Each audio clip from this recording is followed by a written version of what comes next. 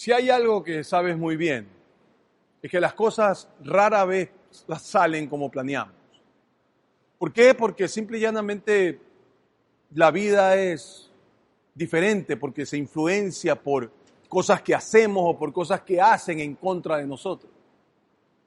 Y a pesar de que yo soy un convencido que debemos planificar, de hecho tengo hasta un seminario que doy que se llama Planificación para el Éxito, ¿no? Los planes definitivamente son buenos. Es importante planear, pero hay un problema. El problema es cuando los planes no se pueden cambiar. Si tú tienes un plan que no se puede cambiar y tus sueños solamente van a ser realidad si se hace algo específico o si pasa algo específico, entonces vas a tener problemas, porque si hay algo que tú y yo hemos aprendido es que la vida nos lanza curvas y no siempre sale como planeamos.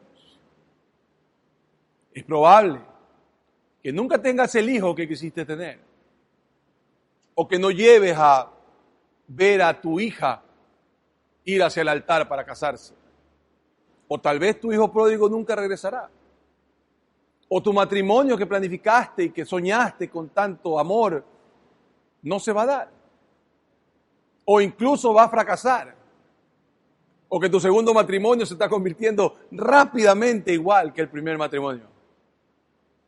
Las cosas pueden salir mal. Y cuando salen mal, lastimosamente por gente como yo que te dan una idea equivocada de Dios, predicadores que al contrario mío te están diciendo que Dios tiene tu mejor interés en mente y que lo que quiere es que tú seas feliz y que cumplas tu sueño y que Dios está por ti y que todo va a salir bien. Cuando la realidad llega a tu casa, entonces empiezas a sentirte frustrado. Empiezas a sentir dolor. ¿Por qué? Porque Dios no prometió. Porque ¿qué? Dios lo prometió. Dios me lo prometió. Dios me prometió que esto iba a salir así. Dios me prometió, el predicador me dijo que si yo oraba con suficiente fe, eso iba a suceder. O la otra, empiezas a pensar que Dios te debe. Porque a mí me contaron que esto era una cuestión de causa y efecto. A mí me dijeron que esto era siembra y cosecha. Y yo he sido honrado, y yo he sido un hombre que he hecho todo bien, y no le he robado a nadie, no le he deseado mal a nadie. ¿Cómo es posible que Dios no me entregue, que Dios no me dé? ¿Y sabes cuándo es peor? ¿Sabes cuándo realmente nos frustramos mucho y nos ponemos realmente enojados? Cuando pasa esta última.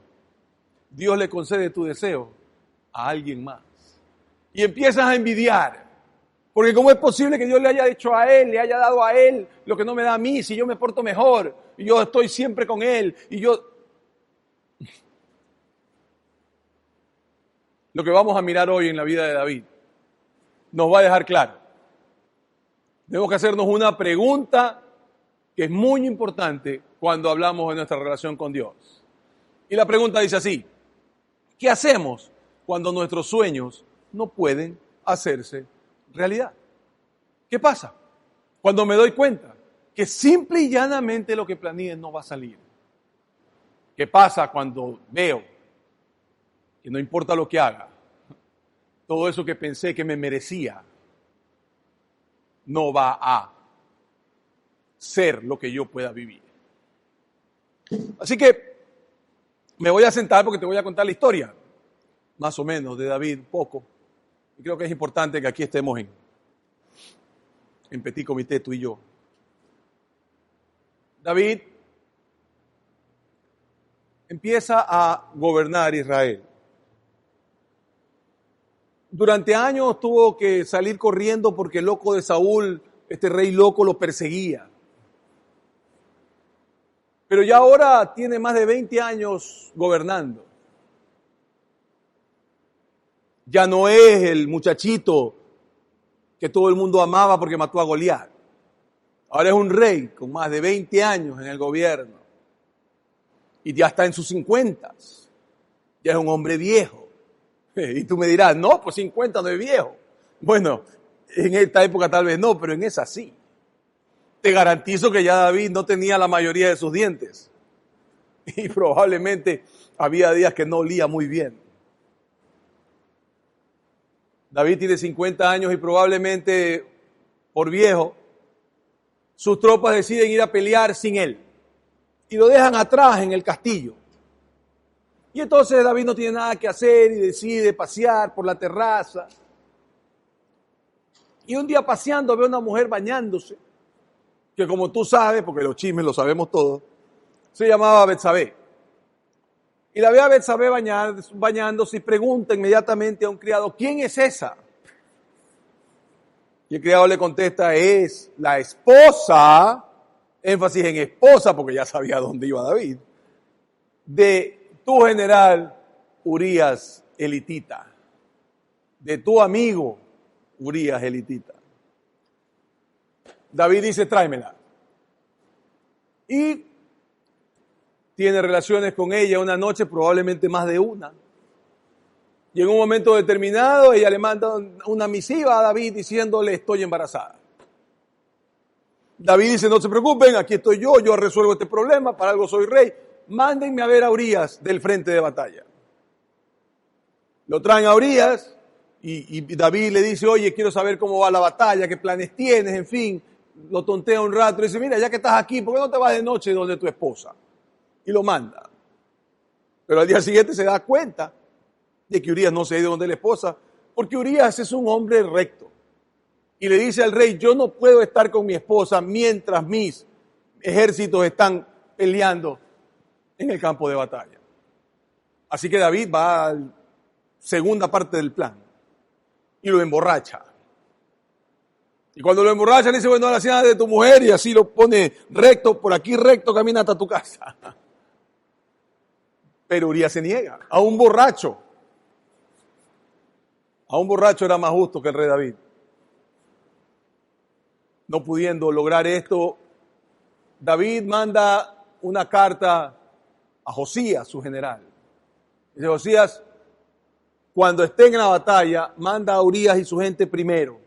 Y cuando estén en la parte más candente, que el ejército se haga para atrás.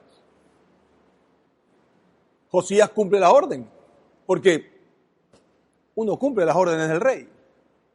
Y Urías es muerto en batalla. David entonces tiene la puerta abierta. Va a ser un hombre magnánimo, que va a tomar por esposa a una mujer que tiene un hijo de otro hombre, pero él lo va a criar como suyo. Piensa que se ha salido con la suya, que nadie lo va a saber. Pero en ese tiempo las paredes escuchaban, porque había esclavos por todas partes y todo se sabía. No era necesario el Twitter. El boca a boca de los esclavos era más que suficiente. Al poco tiempo, el profeta Natán le pide a David una cita. Y le hace una historia completa de otra cosa. Y David monta en furia contra esa persona injusta de la historia de Natán. El profeta le termina diciendo, esa persona eres tú, mi rey. Y él se da cuenta. David se da cuenta finalmente que está tratando de encubrir su adulterio, su asesinato, y que todo lo ha cubierto, convirtiéndose en un verdadero mentiroso.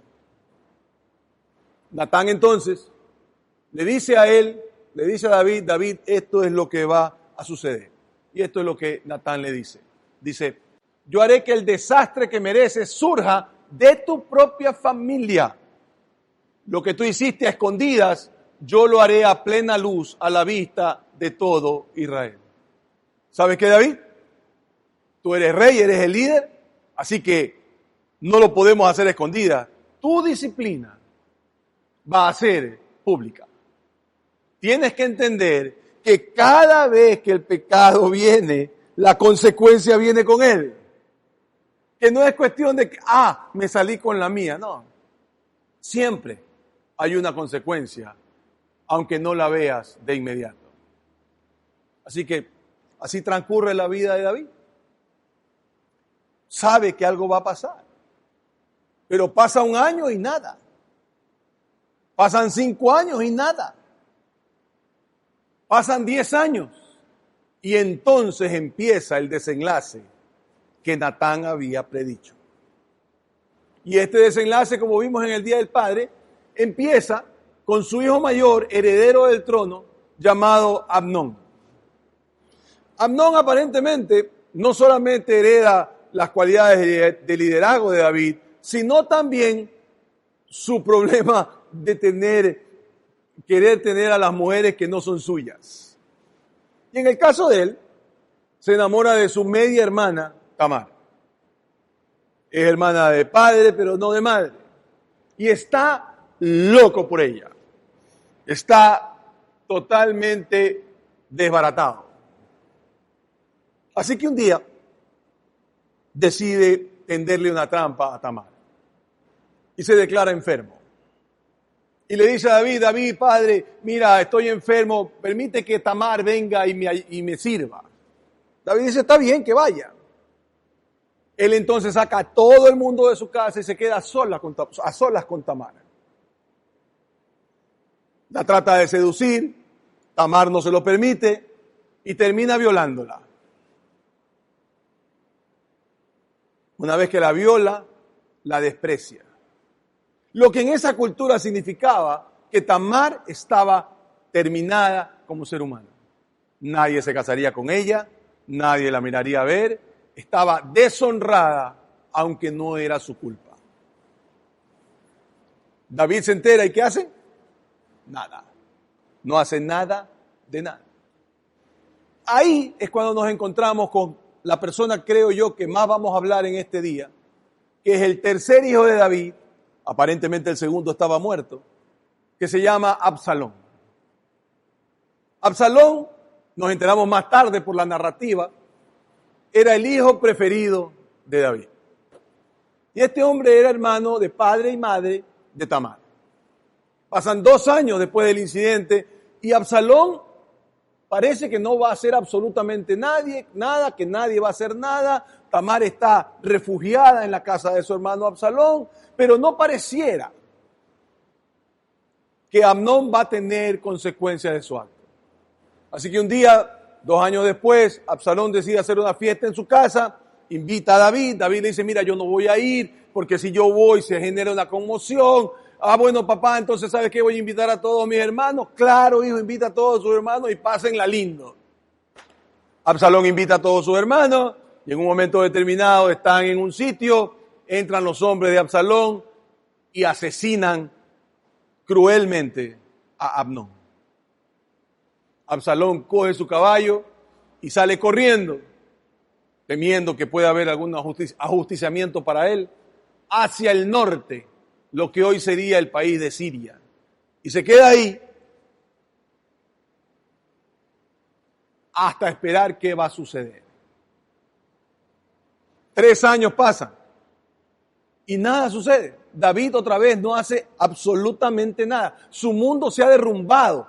Su hijo mayor, el heredero del trono, ya no está. Ha sido asesinado por su hijo preferido, que ya tampoco está. Ya tampoco está.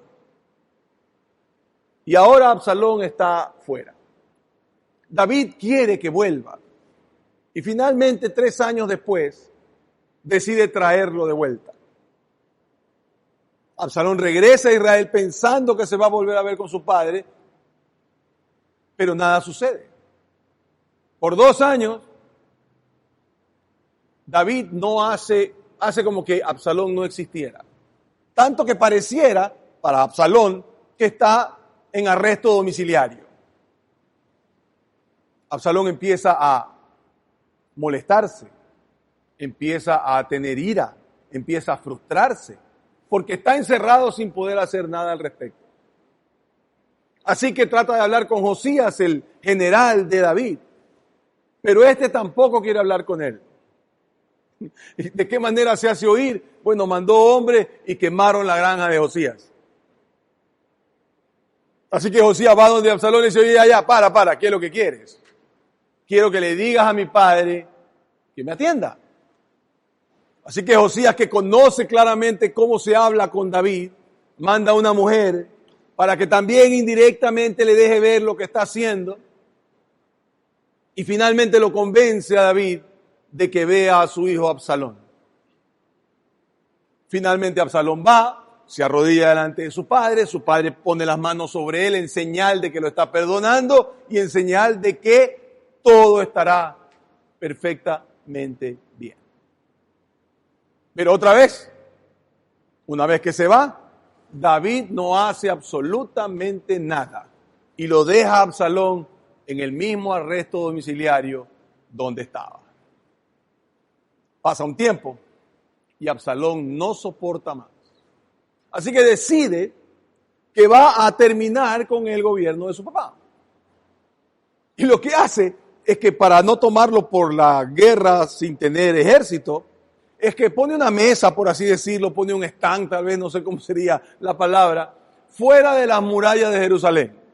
Entonces, cuando toda persona venía a hablar con David, Absalón le decía, para, yo te lo arreglo. Y por 4 años se pasó haciendo esto.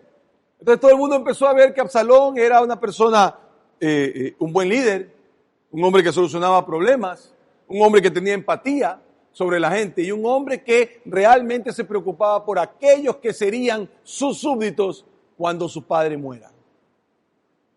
David sabe que Absalón está haciendo esto. ¿Y qué hace?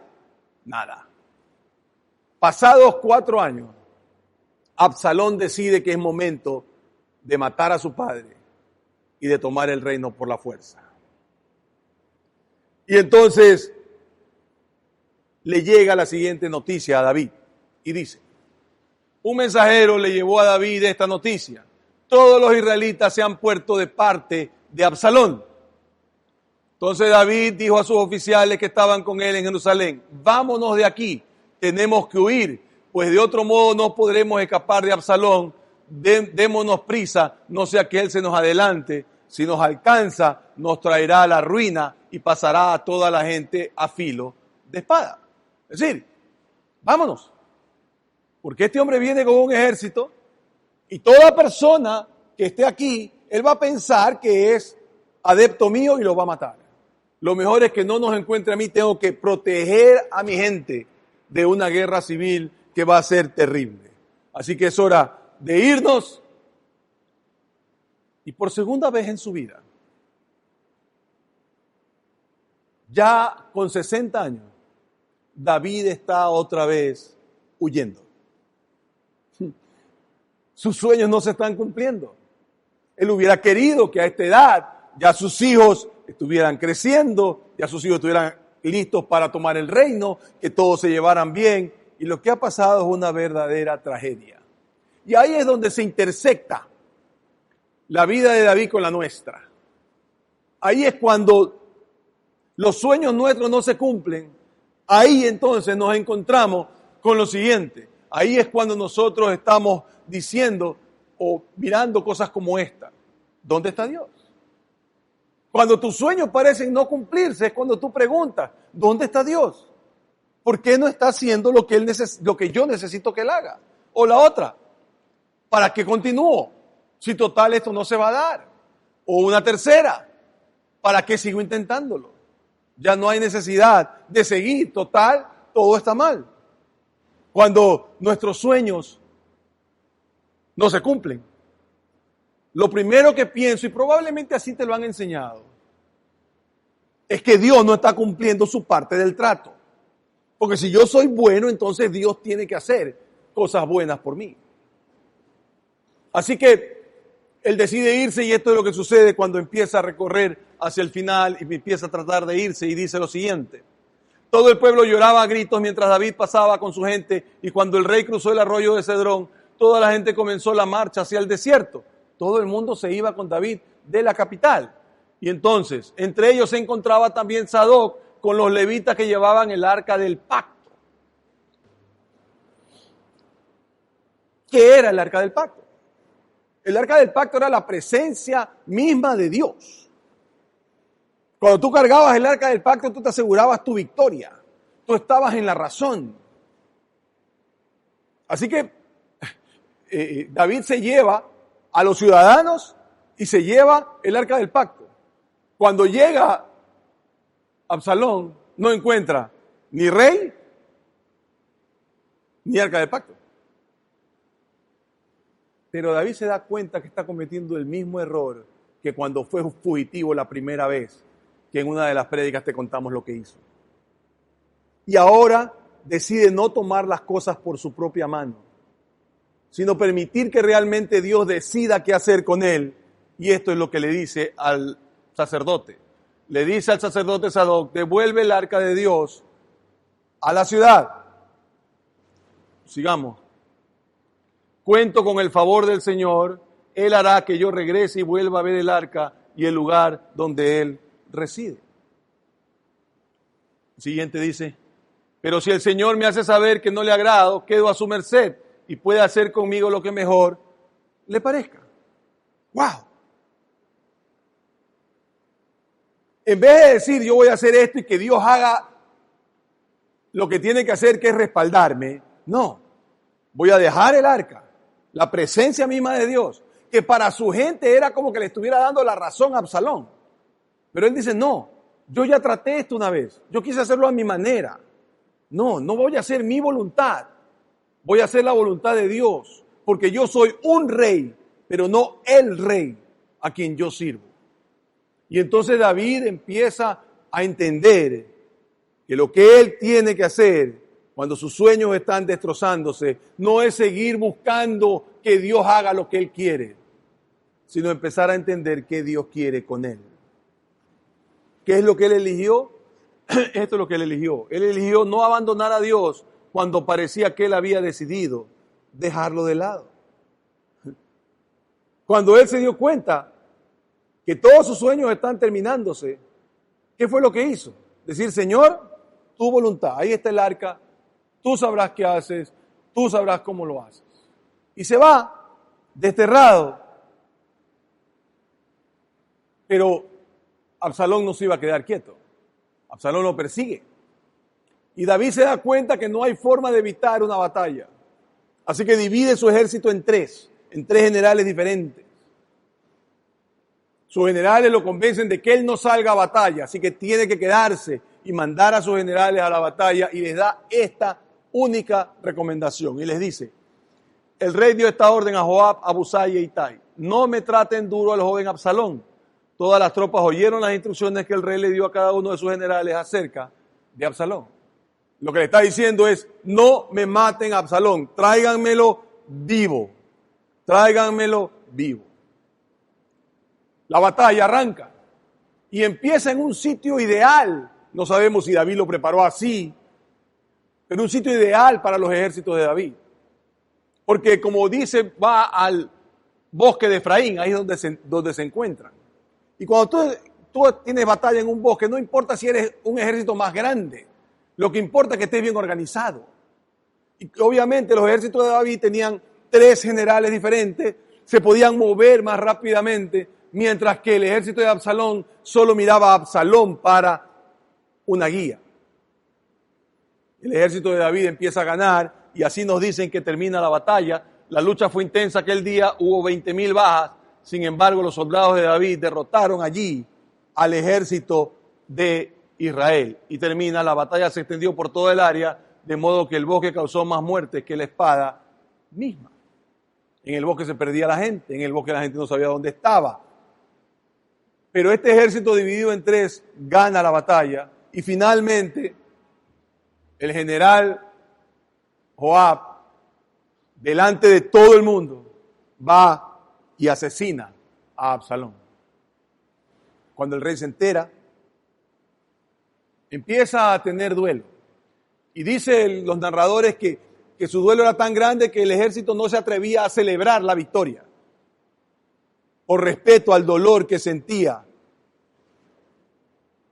David. David regresa. Ya con 61 años, David vuelve a Jerusalén. Las cosas no han salido como él planeó. Sus sueños se han derrumbado. Él no quería estar aquí. Un hijo, 2 hijos muertos ya en ese momento, asesinados, uno de los cuales se había rebelado contra él. Otro hijo se rebelaría contra él en estos días. Una hija violada, una familia destrozada. 9 años después, David moriría. Y en el balance uno podría decir que el final de la vida de David es triste, porque no se cumplieron sus sueños. A pesar de que él sabía que era un hombre con debilidades y las reconocía, nunca quiso pensar que él era el rey, sino que dependía del verdadero rey. Y ahí es cuando tú te das cuenta que nosotros a veces respaldamos o queremos que el respaldo de nuestra vida sea lo que Dios hace con nosotros según lo que nosotros deseamos que Él haga. Entonces, el fundamento de nuestra fe no son las oraciones respondidas, es lo que enseña David. Y tú a veces piensas que es así. No, es que yo tengo fe porque Dios hace algo por mí. Es que mira, Dios me tiene bien, entonces por eso es que yo creo en Él. Y entonces cuando nos pasa algo malo, Dios no existe. Porque creemos que el fundamento de nuestra fe son las oraciones respondidas. Que el final nuestro tiene que ser felices para siempre. Eso es el final de Disney, no bíblico. El final nuestro es siempre decirle a Dios, tu voluntad, no la mía. Y a veces nuestros sueños egoístas no se van a cumplir. Pero de eso no depende la fidelidad de Dios. Si algo nos enseña la vida de David, es que la fidelidad de Dios no depende de que tú tengas una vida feliz, tranquila y alegre. Estamos equivocados al pensar que hemos sido abandonados. Dios nunca te abandonará, nunca. El hecho de que las cosas que tú quieres para ti y los tuyos no se cumplan, no quiere decir que Dios no está ahí. Y la vida de David lo refleja con total claridad. Un hombre que entendía claramente lo que Dios quería de él y estaba dispuesto a vivir para él. Por eso, las últimas palabras de David, o las palabras de David que yo rescato en este día, son estas. Dice, si cuento con el favor del Señor, Él hará que yo regrese. No mi voluntad, sino la tuya. Quedo a su merced y puede hacer conmigo lo que mejor le parezca. Y a veces, mi hermano, mi hermana, mi amigo, mi amiga, lo que mejor le parece a Él no es lo que mejor te parece a ti. Y yo entiendo. Personas que predican como yo lo hago te han convencido de que tu fe es lo importante y que Dios te va a dar todo lo que tú quieres. Y que es cuestión de esperar un poquito más y de orar un poquito más y de tener fe un poquito más. No. La vida de David nos deja ver claro. David nunca dudó que Dios estaba con él y de su fidelidad a pesar de que sus sueños no se cumplieron. David nunca dudó de que el Señor lo amaba y que el Señor estaba con él a pesar de sus propios defectos y a pesar de sus propios pecados. Las cosas pueden no salir como tú sueñas, pero eso no quiere decir que Dios te ha abandonado. Dios siempre está ahí. Y a veces tenemos que entender que lo importante para nosotros no es mi voluntad o mi sueño, sino lo que Él sueña para mí. Por eso quiero dejarte con esta hermosa parte de una canción de David, que dice así: mi Dios, en ti confío, en ti pongo mi esperanza todo el día. ¿Se habían cumplido los sueños de David? No. ¿Había salido la vida de David como él esperaba? No. Pero él estaba claro que lo importante no era que el rey trabaje para él, sino que él trabajaba para el rey. A veces tú y yo nos confundimos igual. Pensamos que de alguna manera él trabaja para nosotros y que si yo declaro y decreto, entonces Dios está en la obligación de hacer, sin comprender que nosotros estamos aquí para vivir para Él. Y lo que Él decida que es importante para nuestra vida, es importante. Él no está aquí para complacernos como que fuera el genio de la lámpara maravillosa. Está aquí para que lo sirvamos. ¿Cuántas veces tú y yo nos hemos sentido el rey de nuestra vida? Ahora, por David, nos enteramos que somos como mucho un rey que sirve al rey. No importa si tus sueños no se cumplen, lo que importa es que los sueños de Él se cumplan en ti. Vamos a orar para terminar.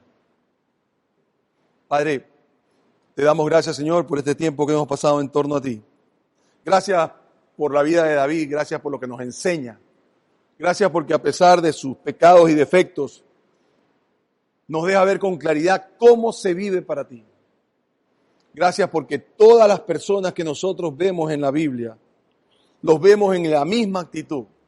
No mi voluntad, sino la tuya. Permítenos, Padre, ir por encima de todo esto que oímos, de que lo importante es mi voluntad y que tú estás ahí para hacer lo que yo quiera. Y permítenos comprender con claridad que vivimos solo y únicamente para tu gloria y para tu honra. Que así sea, Señor, en el nombre de Jesús. Amén y amén. Muchas gracias. Nos vemos la próxima semana.